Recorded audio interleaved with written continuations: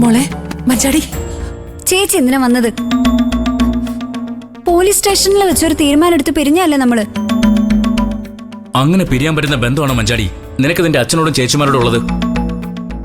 അത് അവരും കൂടി ചിന്തിക്കേണ്ടതായിരുന്നു സത്യേട്ടാ. എന്നോട് അവർക്ക് സ്നേഹമായിരുന്നെങ്കിൽ എന്റെ സന്തോഷത്തെ തല്ലിക്കെടുത്താൻ അവർ നോക്കൂലായിരുന്നു. നീ തിരഞ്ഞെടുത്ത സന്തോഷത്തിന്റെ വഴി ശരിയല്ലെന്ന് തോന്നിയാ അത് തിരുത്താനുള്ള ഉത്തരവാദിത്തം നിന്റെ അച്ഛനും കൂടപ്പിറപ്പുകൾക്കും ഇല്ലേ മോളെ? ഞാനും ജീവൻരാജും തമ്മിലുള്ള കണക്ഷൻ ശരിയല്ലെന്നും അത് ശരിയാവില്ലെന്നും നിങ്ങൾക്ക് ഇപ്പൊ എങ്ങനെ പറയാൻ പറ്റും? എല്ലാ വശങ്ങളും നോക്കി ജാതകപ്പൊരുത്തം നോക്കിയല്ലേ എന്റെ ചേച്ചിമാരുടെ കല്യാണം നമ്മുടെ അച്ഛൻ നടത്തി തന്നത്. എന്നിട്ട് ആ ബന്ധങ്ങളൊക്കെ ഇപ്പൊ ശരിയായ രീതിയിലാണോ പോകുന്നേ?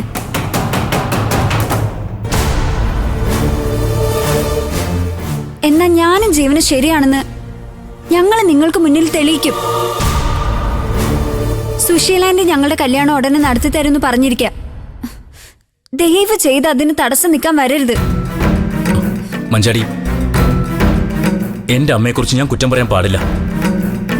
പക്ഷെ ഇക്കാര്യത്തിൽ എനിക്ക് പറഞ്ഞേ പറ്റൂ. അമ്മ നിന്നെ ഉപയോഗിച്ച് അനന്തമാഷിനോടും കുടുംബത്തോടും പകരം വീട്ടുന്നതാണ്. നീ അതിന് നിന്ന് കൊടുക്കരുത്.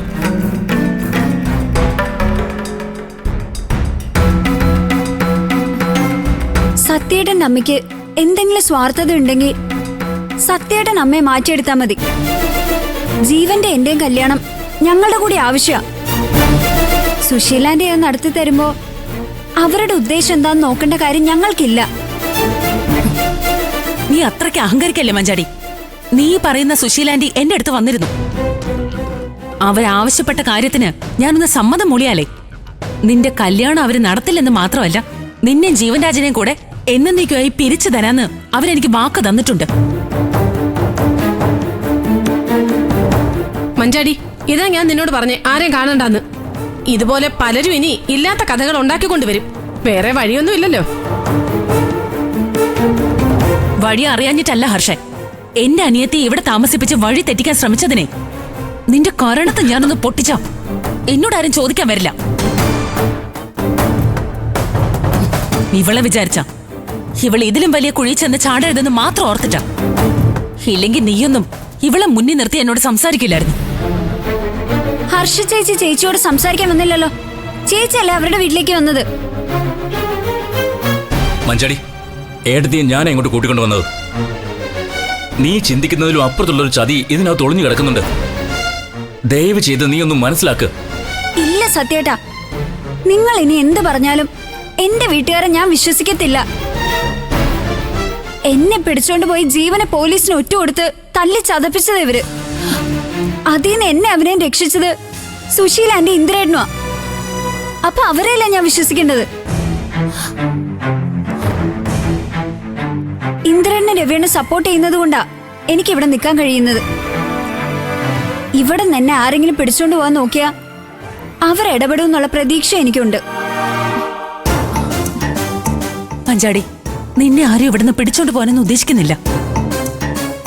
നിന്നെ ചില കാര്യങ്ങൾ അറിയിക്കണമെന്നുണ്ടായിരുന്നു. അതൊന്നും കേൾക്കാൻ നിനക്ക് താല്പര്യമില്ലെങ്കിൽ വേണ്ട. പക്ഷെ ഒരു കാര്യം ചോദിച്ചോട്ടെ? നമ്മളെ അച്ഛനെ കാര്യങ്ങൾ പറഞ്ഞു മനസ്സിലാക്കി നിന്റെയും ജീവൻരാജിന്റെയും കല്യാണം ഞങ്ങൾ നടത്തി തരാന്ന് ഉറപ്പ് കിട്ടിയ നീ തിരിച്ചു വരാൻ തയ്യാറാണോ? ഉറപ്പില്ലൊന്നും എനിക്ക് വിശ്വാസമില്ല ചേച്ചി. സുശീലാന്റെ തീരുമാനിക്കുന്ന കല്യാണം നിങ്ങളും കൂടി ഒപ്പം നിന്ന് നടത്തി തരുവാണെങ്കിൽ ഞങ്ങൾ അതിന് തയ്യാറാ.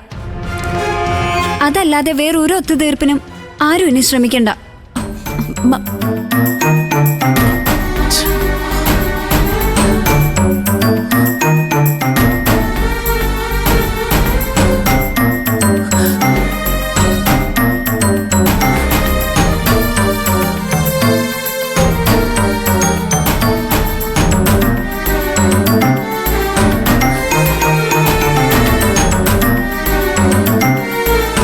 പോവാം.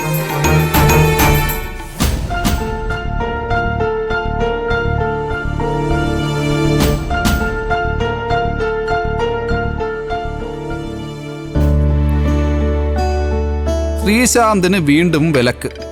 കേട്ടോ മാമ. നല്ല കൈക്കൂലി മേടിച്ചാനായിരിക്കും. ആരെങ്കിലും വിളിച്ച് പറഞ്ഞോളൂ. ആരോട്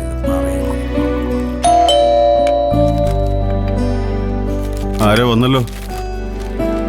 വല്ല പിരിവുകാരും ആയിരിക്കും അവനെയാ. അത് ആ സുശീലാൻ്റെ ആയിരിക്കും. അവർ വരാൻ സാധ്യതയുണ്ടെന്ന് ശബരി എന്നോട് പറഞ്ഞിരുന്നു. ആ പിന്നെ ചീരുവിനെ കുറിച്ച് ചോദിച്ചാൽ വന്നിട്ടില്ലെന്ന് പറഞ്ഞാൽ മതി. അവരെന്തിനാ ഇവിടെ വരുന്നേ? ആ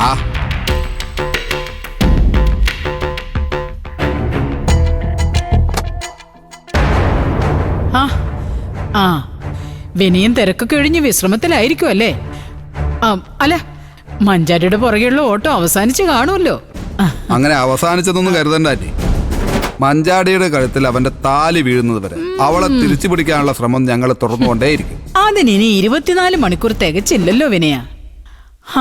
നാളെ രാവിലെ 10:30ക്കും 11:30ക്കും ഇടയിലാ മുഹൂർത്തം. പിന്നെ താലികെട്ട് എവിടെ വെച്ചാണെന്ന് ചോദിക്കരുത്. അത് ഞാൻ അവസാന നിമിഷമേ അറിയിക്കൂ.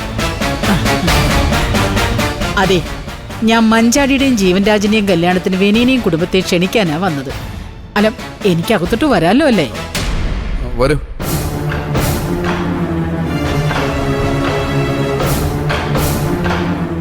ആ ചേച്ചിയായിരുന്നു. അല്ല, എന്താ ചേച്ചി ഈ വഴിക്ക്? ഒരു വിശേഷമുണ്ട് ലതികേ. അല്ല, വിനയനും ചീരുവും പറഞ്ഞിട്ട് നിങ്ങൾ കാര്യങ്ങളൊക്കെ അറിഞ്ഞു കാണുമല്ലോ അല്ലേ?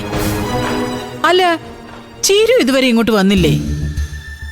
ഇല്ല, അവക്ക് യാത്ര ചെയ്യാൻ ബുദ്ധിമുട്ടുള്ളതുകൊണ്ട് ഇങ്ങോട്ട് വരാതെ ദാസങ്ങളുടെ വീട്ടിൽ നിർത്തിയിരിക്കും. ആന്റി ഇരിക്കും. വന്ന കാര്യം നിൽക്കാതെ ഇരിക്കും സുശീലേ. വിനയ, പറയുമ്പോ വേറൊന്നും തോന്നരുത്. നിന്റെ ഈ കുടുംബത്തിന്റെയും പ്രാർത്ഥനയും സത്യസന്ധതയും കൊണ്ടാ ചീരുവിനെയും കുഞ്ഞുങ്ങളെയും നിനക്ക് തിരിച്ചു കിട്ടിയത്. അവരെ ഇനിയെങ്കിലും നീ നിന്റെ കൂടെ തന്നെ നിർത്തണം. ആ കുടുംബത്തിലോട്ട് അവളെ നീ ഒറ്റയ്ക്ക് അയച്ച നിനക്ക് വീണ്ടും നിന്റെ ഭാര്യ നഷ്ടപ്പെടും. അത്ര തന്നെ. അതൊക്കെ ഞാൻ നോക്കിക്കോളാം ആന്റി. നമുക്കിപ്പോ ആന്റി വന്ന കാര്യം മാത്രം ഓ, സംസാരിക്കാം. ആയിക്കോട്ടെ. ഞാനൊരു മുന്നറിയിപ്പ് തന്നേ ഉള്ളൂ. അവസാനം ആന്റി പറഞ്ഞത് ശരിയാന്നും പറഞ്ഞ് വിനയൻ എന്റെ അടുത്ത് വരും.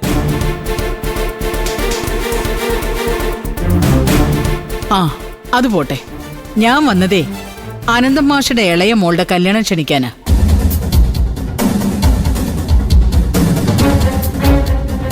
ആനന്ദം മാഷയുടെ ഇളയ മോളുടെ കല്യാണത്തിന് ഞങ്ങളെ ക്ഷണിക്കാൻ നിങ്ങളാരാ? ഞങ്ങള് 2 കുടുംബങ്ങളും തമ്മിലിപ്പോ നല്ല രീതിയിൽ പോയിക്കൊണ്ടിരിക്കുക സുശീലേച്ചി. അതുകൊണ്ട് നിങ്ങൾ തമ്മിലുള്ള മത്സരത്തില് ഞങ്ങളെ ഉൾപ്പെടുത്തണ്ട.